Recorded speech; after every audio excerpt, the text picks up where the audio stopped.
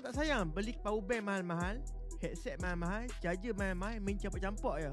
Takut nanti korang punya power bank charger bercalar.